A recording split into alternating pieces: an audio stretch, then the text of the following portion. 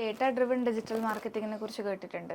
അതും ഒരു trending topics ആണെന്ന് തോന്നുന്നു ഇപ്പം. എന്താണ് data driven digital marketing? Okay, good. ഞാൻ ആക്ച്വലി നേരത്തെ പറഞ്ഞ ടോപ്പിക്സിൽ ഡേറ്റ ഡ്രിവൺ മെൻഷൻ ചെയ്യാൻ മറന്നു. ഞാൻ CRM എന്നൊക്കെ പറഞ്ഞു. ശരിക്കും ഡേറ്റ ഡ്രിവൺ എന്ന് പറഞ്ഞു കഴിഞ്ഞാൽ ഞാൻ ലണ്ടനിൽ ചെന്നപ്പോഴാണ് അതിനെക്കുറിച്ച് ഒന്നും കൂടിയൊക്കെ മനസ്സിലാക്കിയത്.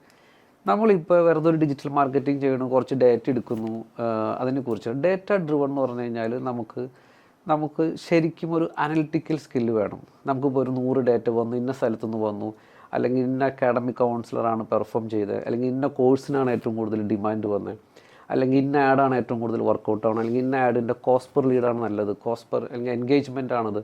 ഇതൊക്കെ നമുക്ക് അനലൈസ് ചെയ്ത് കഴിയുമ്പോൾ നമുക്കറിയാൻ പറ്റും എവിടെ നമ്മൾ സ്പെൻഡ് ചെയ്യണം, അല്ലെങ്കിൽ ഏത് ചാനലാണ് നല്ലത്, അല്ലെങ്കിൽ ഏത് മന്തിലാണ് നമുക്ക് ഏറ്റവും കൂടുതൽ ബിസിനസ് വരുന്നത്, അല്ലെങ്കിൽ ഏത് സ്ഥലത്തു നിന്നാണ് ഏറ്റവും കൂടുതൽ ബിസിനസ് വരുന്നത്, അല്ലെങ്കിൽ എവിടെയൊക്കെ ആഡ് എത്രയൊക്കെ ബഡ്ജറ്റ് ഇടണം.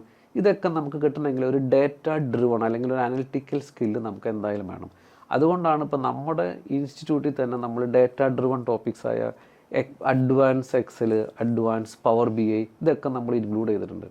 അപ്പോൾ നമ്മളൊരു ക്യാമ്പയിൻ ചെയ്ത് കഴിയുമ്പോൾ നമുക്ക് വേണമെങ്കിൽ ആ ക്യാമ്പയിൻ്റെ ഫുൾ ഡേറ്റ നമുക്ക് വേണമെങ്കിൽ പവർ BI എന്ന് പറഞ്ഞ വിഷ്വലൈസേഷൻ ഡാഷ്ബോർഡിൽ ഇട്ട് കഴിഞ്ഞാൽ നമുക്ക് അറിയാൻ പറ്റും.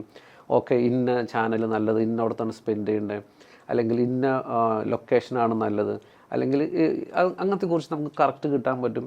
അപ്പോൾ നമ്മളെടുക്കുന്ന ഡിസിഷൻ എന്ന് പറയുന്നത് ഒരു 99% ആക്യുറസി ഉണ്ടാവും നമ്മൾ ഡേറ്റ ഡ്രിവൺ അപ്ലൈ ചെയ്ത് ആ ഒരു സ്കില്ലുണ്ടെങ്കിൽ.